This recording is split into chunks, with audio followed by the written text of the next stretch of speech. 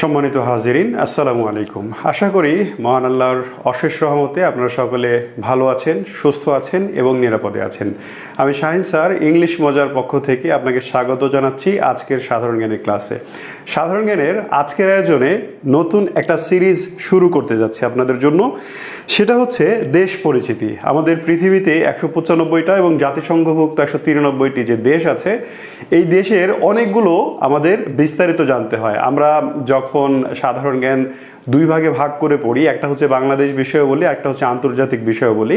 তো বাংলাদেশ বিষয়াবলী সম্পর্কে ব্যাপক ও বিস্তৃত তো আমরা পড়াশোনা করি, পাশাপাশি আন্তর্জাতিক বিষয়াবলী পড়তে গিয়ে বিশ্বের গুরুত্বপূর্ণ কিছু দেশের ভূ রাজনৈতিক এবং অর্থনৈতিক বিষয়াবলী আমাদের পড়তে হয় এবং সেগুলো আমরা ছোট ছোট করে বা অল্প অল্প করে পড়ি।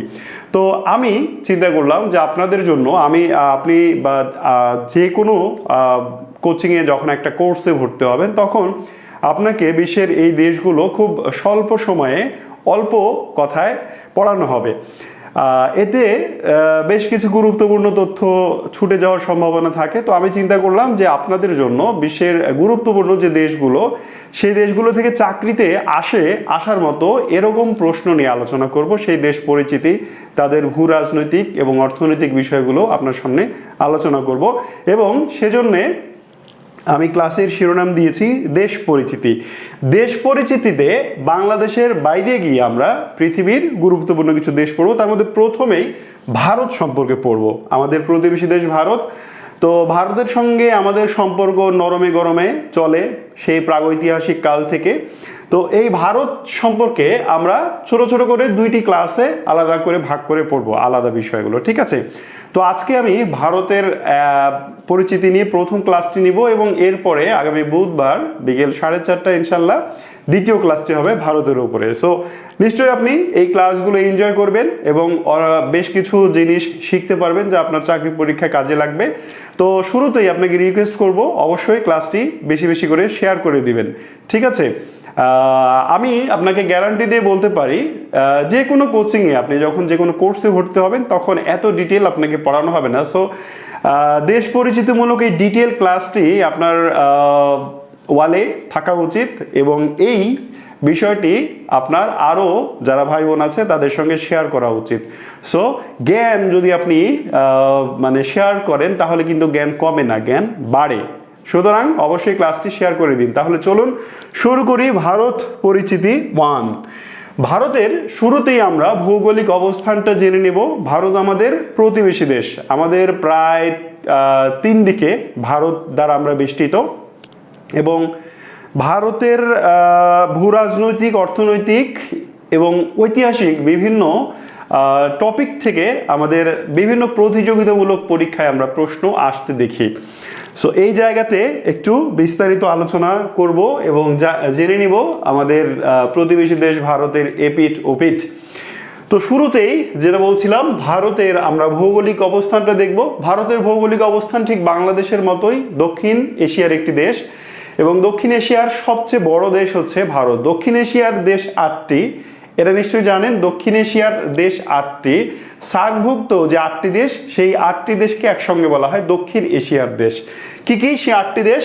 আমরা এই পাশ থেকে যদি শুরু করি, তাহলে 1 নম্বর হচ্ছে আফগানিস্তান, 2 নম্বর হচ্ছে পাকিস্তান, 3 নম্বর ভারত, 4 নম্বর নেপাল, 5 নম্বর এখানে ভুটান, 6 নম্বর বাংলাদেশ, 7 নাম্বার হচ্ছে শ্রীলঙ্কা, আর 8 নাম্বার এইখানে মালদ্বীপ বলে একটা দেশ আছে, যেটা ম্যাপে আসলে এইভাবে দেখা যায় না। এই 8টি দেশকে বলা হয় দক্ষিণ এশিয়ার দেশ। তাহলে একটু দেখেন তো, আপনাকে যদি প্রশ্ন এখন এভাবে করে যে ভারত পৃথিবীর কোন অঞ্চলে অবস্থিত অথবা এশিয়ার কোন অঞ্চলে অবস্থিত, তাহলে আমরা বাংলাদেশের মতোই অ্যান্সার করব দক্ষিণ এশিয়ার দেশ। এবার এই প্রশ্নটা আসবে না হয়তো যে ভারত কোন অঞ্চলে অবস্থিত, এটা আসবে না, এর আগে আসেনি কখনো। তারপর আপনি জেনে রাখেন। কিন্তু যেটা আসবে সেটা হচ্ছে এই যে দক্ষিণ এশিয়ার 8টি দেশ, এই 8টি দেশের মধ্যে আয়তন বলেন, জনসংখ্যা বলেন, সবচেয়ে বড় দেশ কোনটি? এটা কিন্তু খুবই গুরুত্বপূর্ণ প্রশ্ন। তাহলে দক্ষিণ এশিয়ার ভারত দক্ষিণ এশিয়ায় অবস্থিত। ভারত কোথায় অবস্থিত? অবস্থান হচ্ছে দক্ষিণ এশিয়ায়। এবার এই ভারত আয়তন ও জনসংখ্যায় দক্ষিণ এশিয়ার বৃহত্তম দেশ। জনসংখ্যায় ভারত শুধু দক্ষিণ এশিয়া বা এশিয়ারই বৃহত্তম নয়, বরং বর্তমানে ভারত জনসংখ্যায় পৃথিবীরও বৃহত্তম দেশ। চীনকে পেছনে ফেলেও ভারতের জনসংখ্যা এখন পৃথিবীর সবচেয়ে বেশি। আবার ভারত কিন্তু পৃথিবীর সবচেয়ে বড় আয়তনে সবচেয়ে বড় গণতান্ত্রিক দেশ। ঠিক আছে, তো এই কথাগুলো জানার পরে আমরা ভারতের আরো কিছু ভৌগোলিক অবস্থান সম্পর্কে জানবো, সেগুলো একটু দেখে নিই। ভারতের সীমান্তবর্তী বা প্রতিবেশী দেশ কারা, কয়টি, কে কে, আমরা একটু আগের ম্যাপে দেখে আসি। এই ভারতের সীমান্তবর্তী দেশ কারা কারা দেখেন তো। এইখানে আমি যদি বলি প্রথমেই বাংলাদেশ, এদিক থেকে শুরু করলে বাংলাদেশ, মিয়ানমার, চীন, ভুটান, নেপাল, পাকিস্তান, শ্রীলঙ্কা। আবার যদি এদিকে ধরেন ভারতের মহাসাগরের মধ্যে আছে মালদ্বীপ। তাহলে আমরা ভারতের প্রতিবেশী দেশ কয়টি আমরা একটু লিখি। 1 নম্বর হচ্ছে বাংলাদেশ, অথবা আমরা এইভাবে বলতে পারি ভারতের স্থল সীমা আছে কয়টি দেশের সাথে। ভারতের স্থল সীমা আছে কয়টি দেশের সাথে সেটা একটু দেখি। স্থল সীমা আছে ভারতের কার সাথে, বাংলাদেশের সাথে আছে, মিয়ানমারের সাথে আছে, চীন, ভুটান ও নেপাল। নেপাল আরেকটা দেশ আছে, ও আগে না বলা উচিত, নেপাল ও পাকিস্তান। তাহলে দেখেন তো ভারতের স্থল সীমানা আছে এরকম দেশের সংখ্যা কয়টি? 1 2 3 4 5 6, 6টি দেশের সাথে ভারতের স্থল সীমা আছে, আর 2টি দেশের সাথে ভারতের জলসীমা আছে। ভারতের তাহলে জল সীমা আছে কয়টি দেশের সাথে? একটি হচ্ছে শ্রীলঙ্কা,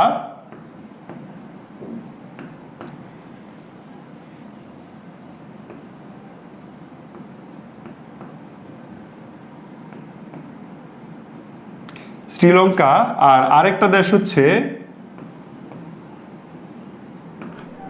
মালদ্বীপ। শ্রীলঙ্কা এবং মালদ্বীপের সঙ্গে ভারতের স্থল সীমানা নেই, বরং জলসীমা আছে।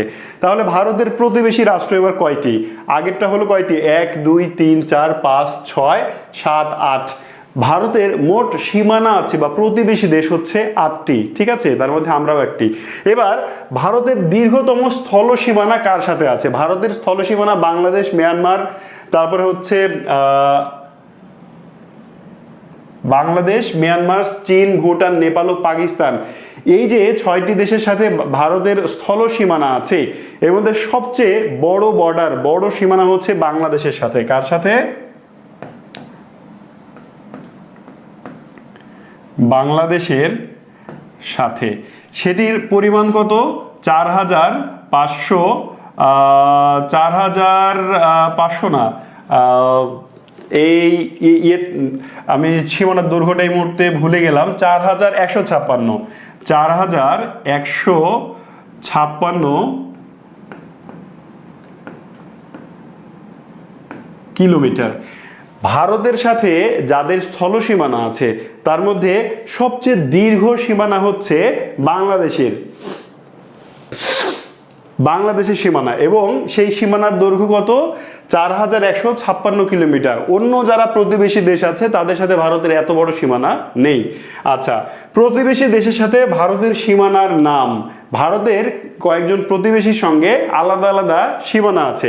বাংলাদেশের সাথে ভারতের সীমানার নাম হচ্ছে Radcliffe line. Radcliffe line. ঠিক আছে, পাকিস্তানের সাথে ভারতের সীমানার একটা নাম হচ্ছে Radcliffe line, Radcliffe line, Radcliffe line. আর আরেকটি সীমানা হচ্ছে লাইন অফ কন্ট্রোল। ঠিক আছে, লাইন অফ কন্ট্রোল। পাকিস্তানের সঙ্গে ভারতের আরও ছোট কিছু সীমানা আছে, তবে উল্লেখযোগ্য সীমানা হচ্ছে র্যাডক্লিফ লাইন এবং লাইন অফ কন্ট্রোল। আবার চীনের সাথে ভারতের দুইটি সীমানা আছে, line of actual control, line of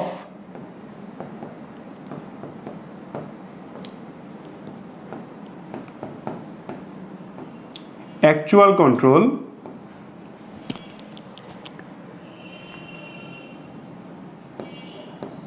actual control এবং ম্যাকমোহন লাইন, ম্যাকমোহন লাইন। এই দুটি হচ্ছে চীনের সাথে ভারতের সীমানা। এখন অনেকের মনে প্রশ্ন জাগতে পারে যে বাংলাদেশের সাথে ভারতের লাইনের নাম র্যাডক্লিফ লাইন, আবার পাকিস্তানের সঙ্গেও ভারতের যে সীমানা তার নাম র্যাডক্লিফ লাইন, এটা কেন? এটার কারণ হচ্ছে যে 1947 সালের পরে মূলত ভারত এবং পাকিস্তান নামক দুটি দেশের স্বাধীনতা অর্জিত হয় ব্রিটেনের কাছ থেকে, এবং যখন 47 সালে ভারত এবং পাকিস্তান আলাদা হয়ে যায় তখন ভারত এবং পাকিস্তানের সীমানা নির্ধারণ করা হয়েছিল র্যাডক্লিফ লাইন। এটা 1971 সালে বাংলাদেশ যখন স্বাধীনতা লাভ করে তখনও এই সীমানার নাম র্যাডক্লিফই থেকে যায়। ঠিক আছে, এই জন্যে ভারত পাকিস্তান, ভারত বাংলাদেশ দুই দেশের সীমানার নামই হচ্ছে র্যাডক্লিফ লাইন। তো এই হচ্ছে ভারতের প্রতিবেশীদের সঙ্গে ভারতের সীমানা। ঠিক আছে, এইটা কিন্তু অনেক গুরুত্বপূর্ণ, পরীক্ষায় প্রায় আসে ভারতের সঙ্গে পাকিস্তানের সীমানার নাম কি, অথবা লাইন অফ কন্ট্রোল কোন দুটি দেশের মধ্যে সীমানা, আবার লাইন অফ অ্যাকচুয়াল কন্ট্রোল বা ম্যাকমোহন লাইন কোন দুটি দেশের মধ্যে সীমারেখার নাম। খুব ভালো করে মনে রাখতে হবে, এই প্রশ্নগুলো প্রায় আসতে দেখা যায়। এরপর আমরা দেখব প্রতিবেশী দেশের সাথে ভারতের বিরোধপূর্ণ বিভিন্ন স্থান। ভারত তার প্রত্যেকটা প্রতিবেশীর সঙ্গে ঝগড়া করে। ভারত খুব মানে গ্রামের যে ঝগড়াটে মহিলা থাকে না কিছু, যে কোনো ধরনের ছুতা পেলেই, কোনো ধরনের কারণ পেলেই, অথবা কখনো কখনো বিনা কারণেই ঝগড়া করে প্রতিবেশীর সঙ্গে, বাড়ির মানুষের সঙ্গে। তো আমাদের প্রতিবেশী ভারত এরকমই আমাদের একজন প্রতিবেশী, যে অলওয়েজ প্রতিবেশীদের সঙ্গে, শুধু আমাদের সঙ্গে না, অন্য সকল প্রতিবেশীর সঙ্গে যদি তারা ঝগড়া করতে নাও চায় তাহলে পায়ে পা দিয়ে ঝগড়া করে। কেমন করে? ধরেন যে এই জায়গাটা নেপালের একটা জায়গা, এটা নেপালের এই জায়গাটা ভারত নিজের মানচিত্রের মধ্যে দিয়ে বললো যে এই জায়গা আজ থেকে আমাদের, মানে কোনো কারণ নাই, কোনো কাজ নাই, এজন্যে এই জায়গাটা দখল করে বললো এটা আমাদের। তো নেপালের জায়গা নিয়ে যদি ভারত বলে এটা আমাদের, তাহলে নেপাল কি বসে থাকবে? নেপালের সঙ্গে ঝগড়া হবে না? আবার মনে করেন ভারতের এই যে ভারত এখানে মনে করেন বাংলাদেশ, একটা নদী ভারত থেকে বাংলাদেশে প্রবেশ করছে, ভারত করলো কি এখানে একটা বাদ দিয়ে দিল যে ওদেরকে পানি দিব না, আমার দেশের নদী আমার মধ্যেই থাকবে।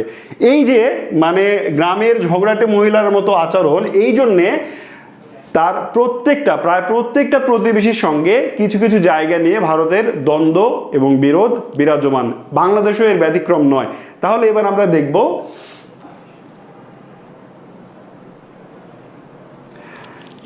দেখব যে ভারতের কোন প্রতিবেশীর সঙ্গে কোন জায়গা নিয়ে তাদের দ্বন্দ্ব রয়েছে। প্রথমেই চীনের সাথে ভারতের দ্বন্দ্ব কোন কোন জায়গা নিয়ে সেটা আমরা দেখি। চীনের সঙ্গে ভারতের মানে 3টি জায়গা নিয়ে চীনের সঙ্গে ভারত ঝগড়া করে। সেই জায়গার মধ্যে একটি হচ্ছে লাদাখের আকসাই চীন।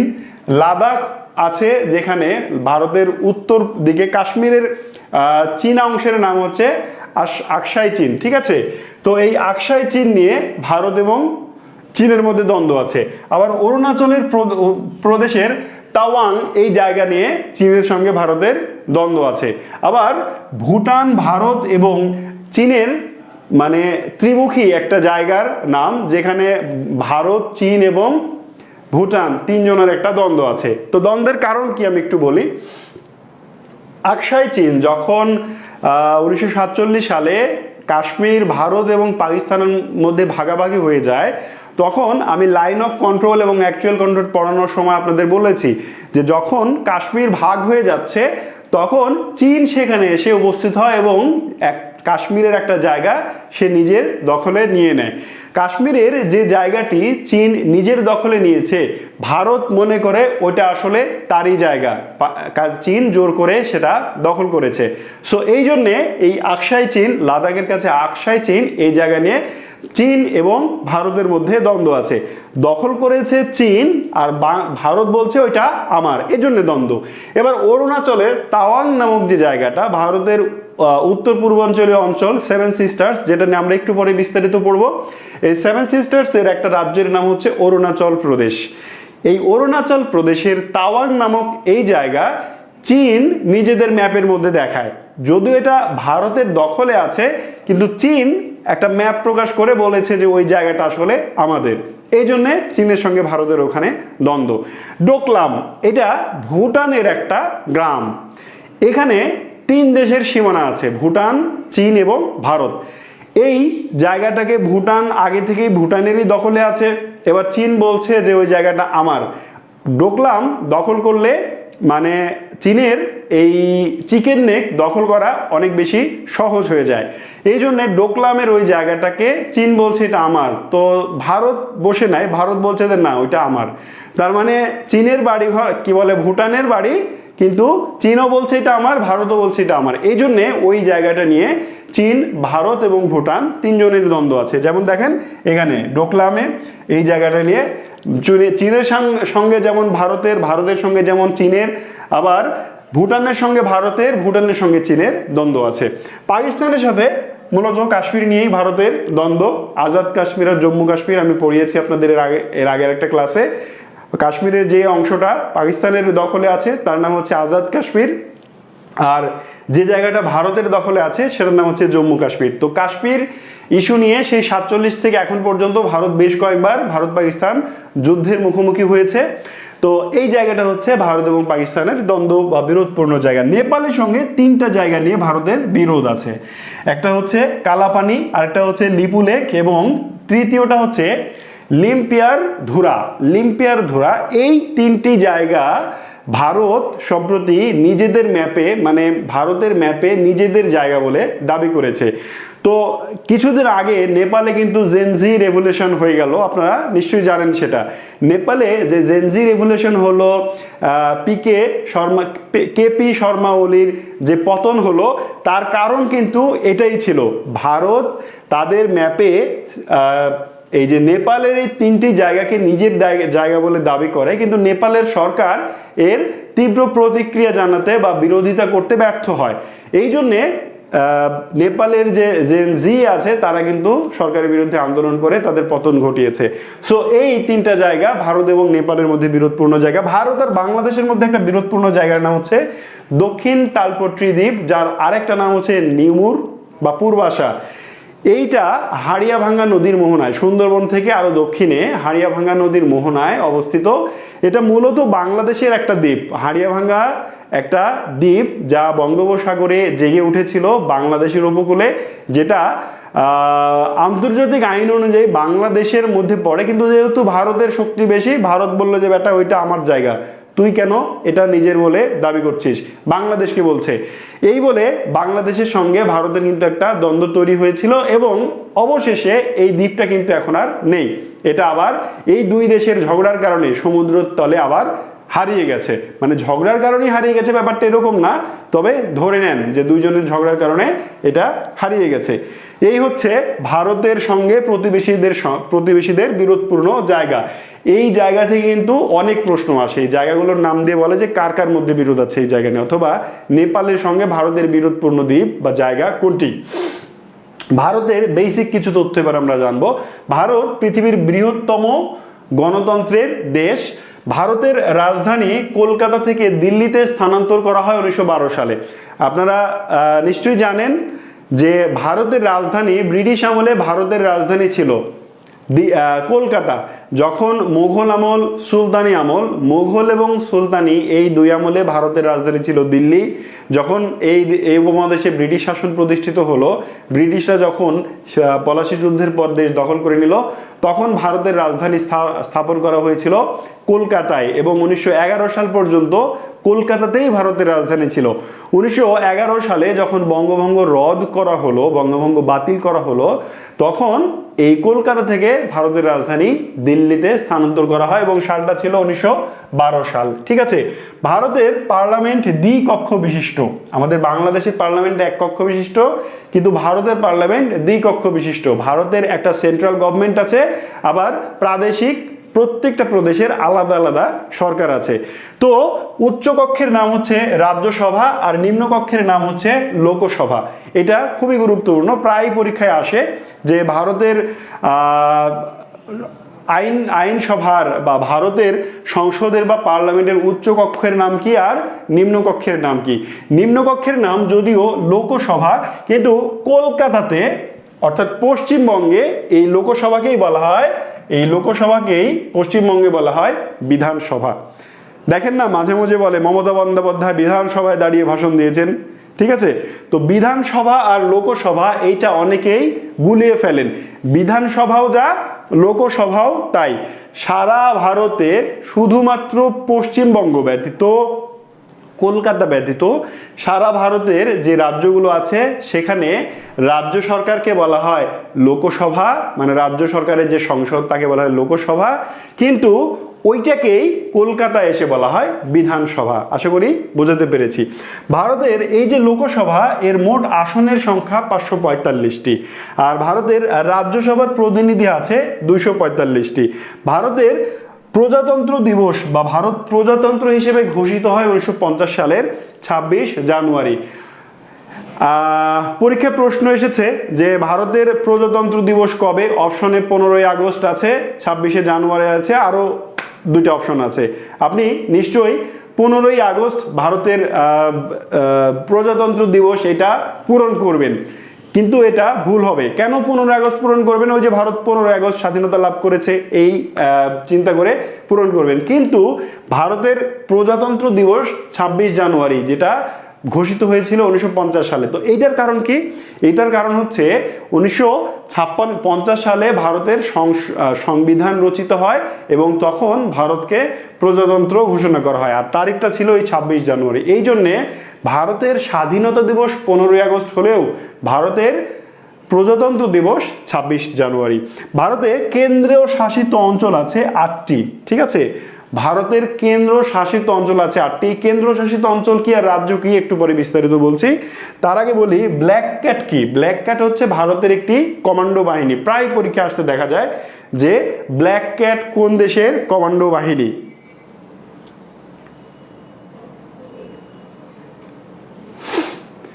আচ্ছা, এরপরে আমরা ভারতের রাজ্য আর কেন্দ্রশাসিত অঞ্চলগুলো জেনে নেব। দেখেন, এই যে বিশাল ভারত, এই বিশাল ভারতের মোট রাজ্য আছে 28টি। কেমন রাজ্য? যেমন পশ্চিমবঙ্গ একটি রাজ্য, বিহার একটি রাজ্য, ঝাড়খণ্ড একটি রাজ্য, অরুণাচল একটি রাজ্য, আসাম, ত্রিপুরা, মণিপুর, মেঘালয়, উত্তরপ্রদেশ, গুজরাট। হ্যাঁ, এইভাবে ভারতের 28টি রাজ্য আছে। কয়টি? 28টি। এই 28টি রাজ্যের মধ্যে সর্বশেষ যে রাজ্যের জন্ম হয়েছে তার নাম হচ্ছে তেলেঙ্গানা প্রদেশ। অন্ধ্রপ্রদেশ নামে ভারতের একটি অনেক বড় প্রদেশ ছিল, যেটাকে 2014 সালে, সর্বশেষ 2014 সালে ভেঙে, অন্ধ্রপ্রদেশকে ভেঙে নতুন একটা রাজ্য গঠন করা হয় যার নাম হচ্ছে তেলেঙ্গানা। তো এই বিষয়গুলো পরীক্ষায় কিন্তু আসতে দেখা যায়। আপনাকে জিজ্ঞেস করবে ভারতের রাজ্যে বর্তমানে ভারতের রাজ্য কয়টি, অথবা বর্তমানে ভারতের প্রদেশ কয়টি। এই রাজ্য আর প্রদেশ কিন্তু একই, রাজ্য আর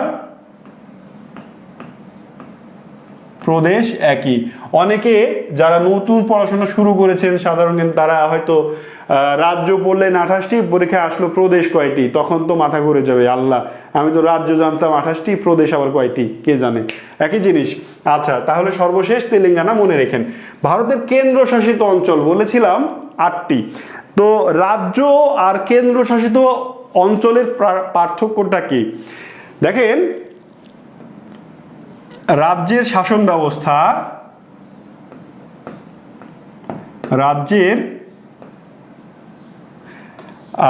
রাজ্যগুলো স্বায়ত্তশাসিত, রাজ্যগুলো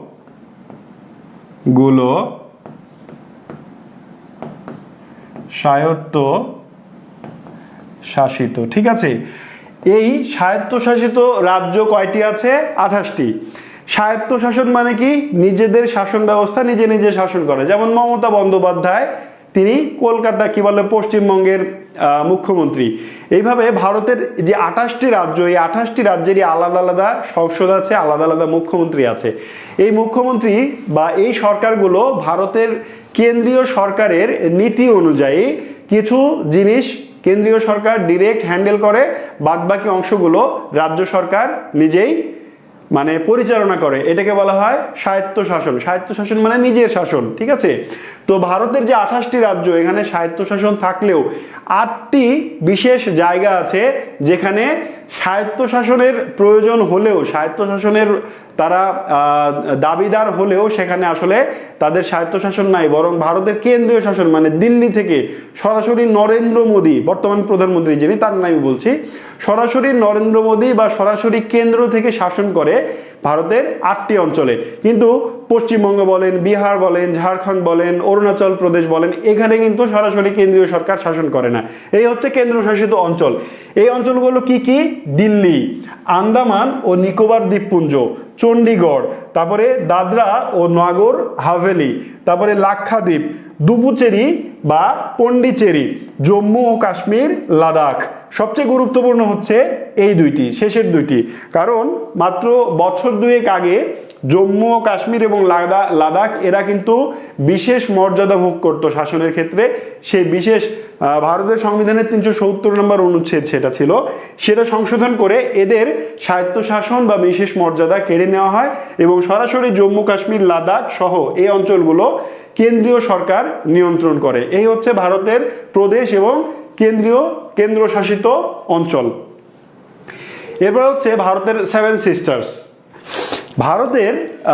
ভারত আপনি যখন পড়বেন বা সাধারণ জ্ঞান যখন পড়বেন, ভারতের 7 সিস্টার্স না পড়লে আপনার পড়াটা অপূর্ণ থেকে যায়। যখনই ভারতের কথা আসবে, যখনই বাংলাদেশ ভারতের কথা আসবে, বাংলাদেশ ভারতের রাজনৈতিক সম্পর্কের কথা আসবে, তখনই সামনে চলে আসবে 7 সিস্টার্স। সো 7 সিস্টার্স সম্পর্কে আলাদা একটা বিশেষ ক্লাসে আমি নিয়েছি এর আগে। আজকে ছোট করে সেটা আলোচনাটা আরেকবার করি।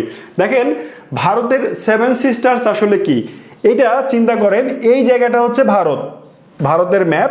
এই ভারতের এই জায়গাটা হচ্ছে বাংলাদেশ। বাংলাদেশ থেকে উত্তর পূর্বে, বাংলাদেশের এটা উত্তর, এটা পূর্ব, বাংলাদেশ থেকে উত্তর পূর্ব দিকে অথবা ভারতের থেকে উত্তর পূর্ব দিকে ভারতের 7টি রাজ্য আছে। সে রাজ্যগুলো কি কি? আসাম, মেঘালয়, ত্রিপুরা, মণিপুর, নাগাল্যান্ড এবং অরুণাচল। যে অরুণাচলের তাওয়াং এই জায়গাটা নিয়ে চীনের সঙ্গে তাদের দ্বন্দ্ব। এই 7টি রাজ্যকে একসঙ্গে বলা হয় 7 সিস্টার্স। নিশ্চয়ই এটা জানেন। এবার এখান থেকে প্রশ্ন অনেকগুলো আসবে, তার আগে আলোচনা করে নিই।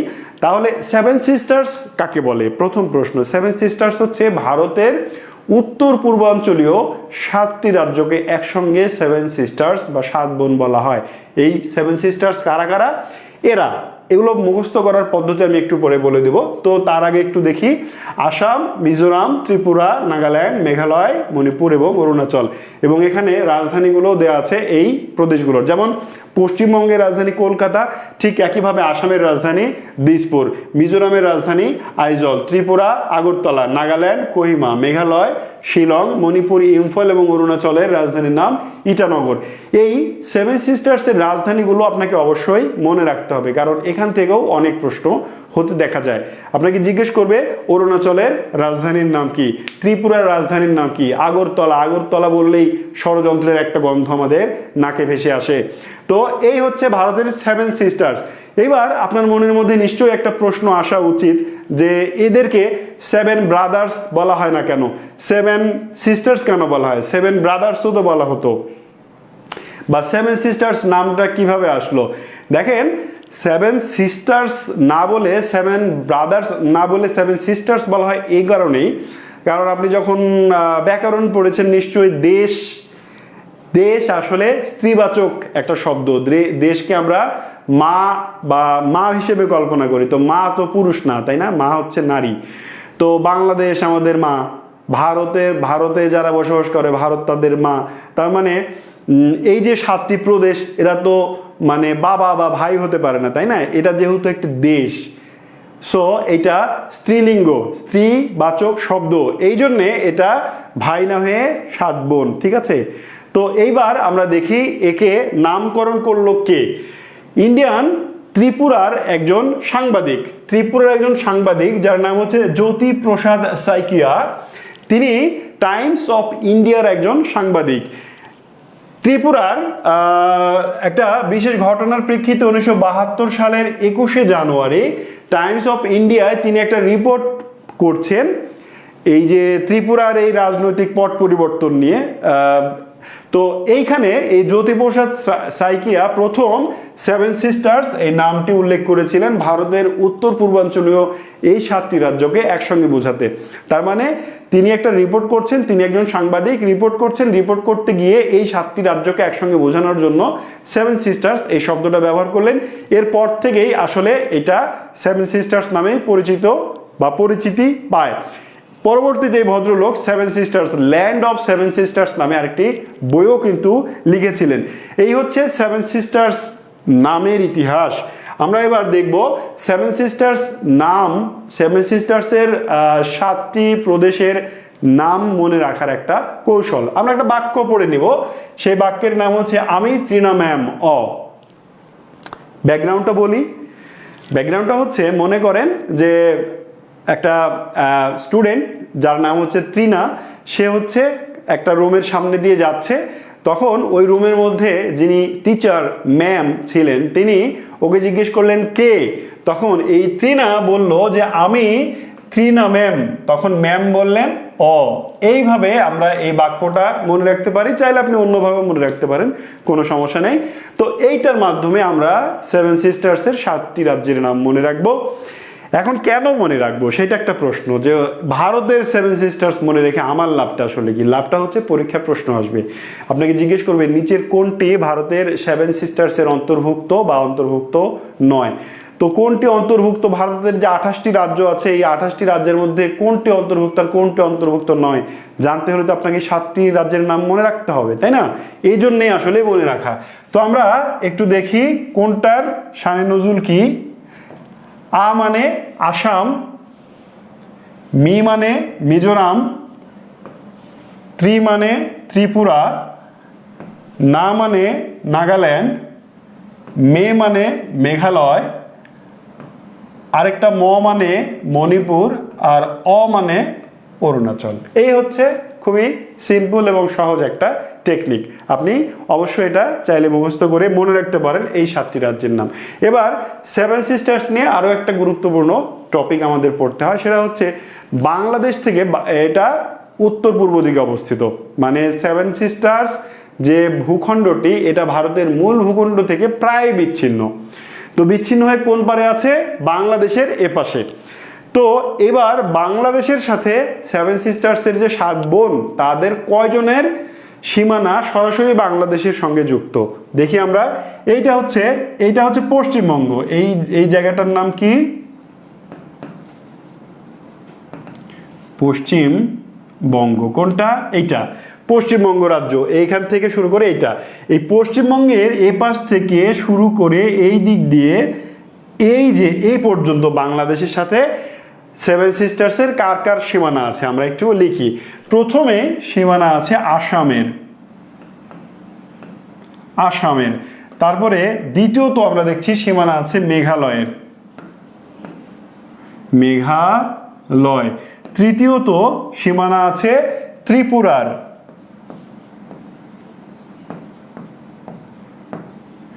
এবং ফাইনালি 4 নম্বরে 7 সিস্টার্সের মিজোরাম বাংলাদেশের সঙ্গে সীমানা শেয়ার করেছে,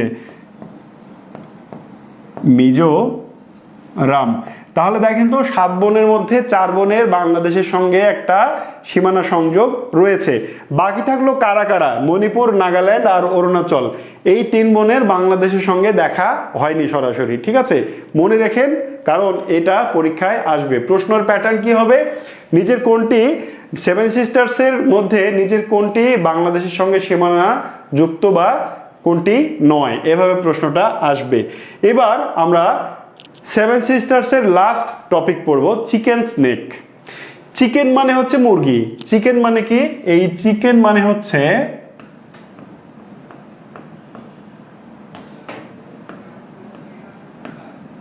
এটা আপনারা সবাই জানেন, সারাদিন আপনারা চিকেন খান, chicken burger, chicken crispy chicken ইত্যাদি ইত্যাদি চিকেন খাইতেই থাকেন। তো এই যে চিকেন মানে মুরগি, তো মুরগির সঙ্গে আসলে এই জায়গার সম্পর্ক কি? একটা ম্যাপ আমি নিয়েছি, দেখেন এই হলুদ যেটা, যে কালো রেখাটা একটু খেয়াল করেন, এটা অ্যাজ লাইক মুরগি, ঠিক আছে, মুরগির মতো। তো মুরগির গলাটা হচ্ছে, এই জায়গাটা হচ্ছে মুরগির গলা। নেক মানে কি? নেক মানে হচ্ছে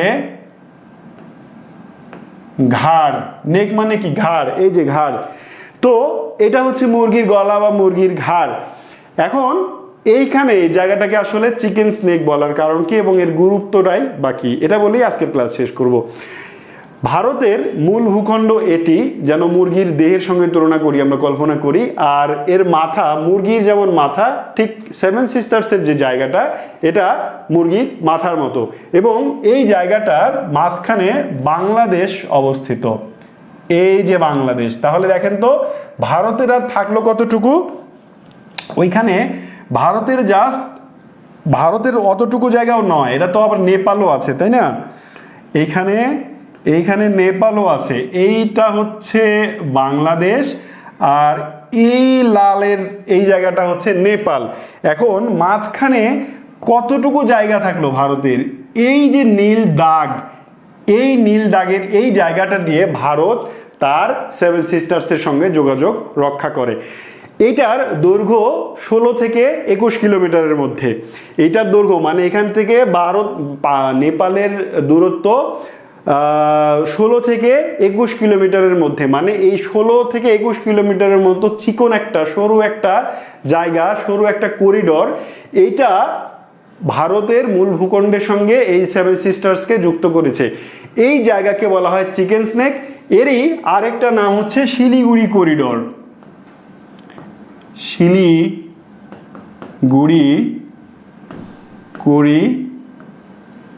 করিডর, ঠিক আছে। এই জায়গার নাম কি? দুইটি নাম, একটা হচ্ছে চিকেন স্নেক আর একটা হচ্ছে শিলিগুড়ি করিডর। কোনো কারণে বাংলাদেশ যদি এই জায়গাটা দখল করে নেয়, নেপাল যদি এই জায়গাটা দখল করে নেয়, অথবা চীন যদি এই জায়গাটা দখল করে নেয়, তাহলে ভারতের থেকে বিচ্ছিন্ন হয়ে যাবে তাদের সেভেন সিস্টার্স। এই জন্যে ভারতের সবচেয়ে দুর্বলতার, ভূ রাজনৈতিকভাবে সবচেয়ে দুর্বলতার জায়গাই হচ্ছে চিকেন স্নেক। তো এরকম আমরা ভিডিও বিভিন্ন মাঝে মাঝে বক্তব্য দেখি, আমরা যখন বলি যে আমরা চিকেন স্নেক কেটে দিব, তখন ভারত আবার বলে যে আমাদের এই যে এখানে এই জায়গাটা কেটে নেবে, তারা এই জায়গাটা কেটে নেবে, এই জায়গাটা কেটে নেবে, এরকম বলে। তো যাই হোক, কাটাকাটি না হোক সেটাই ভালো। তো এইটা হচ্ছে ভারতের ভূ রাজনৈতিকভাবে সবচেয়ে দুর্বল এবং ভঙ্গুর জায়গা, এটাকে বলা হয় চিকেন স্নেক। এই ছিল। আচ্ছা, এরপরে আমরা আরেকটা ছোট টপিক নিয়ে কথা বলেই ক্লাস শেষ করবো আজকেরটা। দেখেন ভারতের প্রথম ব্যক্তিবর্গ, এখান থেকে কিছু প্রশ্ন এসে থাকে, আমরা জাস্ট এক নজরে দেখে নেব। স্বাধীন ভারতের প্রথম গভর্নর ছিলেন লর্ড মাউন্ট ব্যাটেন। স্বাধীন ভারতের প্রথম রাষ্ট্রপতি রাজেন্দ্র প্রসাদ। প্রথম মুসলিম রাষ্ট্রপতি জাকির হোসেন। অনেকেই এপিজে আব্দুল কালামকে ভারতের প্রথম মুসলিম রাষ্ট্রপতি মনে করেন, যারা পড়াশোনা করেননি বা শুরু করেছেন, কিন্তু না, এপিজে আব্দুল কালাম তিনি 11তম রাষ্ট্রপতি ছিলেন ভারতের, কিন্তু প্রথম মুসলিম রাষ্ট্রপতি ছিলেন ডক্টর জাকির হোসেন। ভারতের প্রথম মহিলা রাষ্ট্রপতির নাম প্রতিভা দেবী সিং পাতিল। দলিত সম্প্রদায় ভারতের একটি উপজাতি বা নিম্ন বর্ণের গোষ্ঠী। সেই সম্প্রদায় হতে ভারতের প্রথম রাষ্ট্রপতি নির্বাচিত হন রামনাথ কোবিন্দ।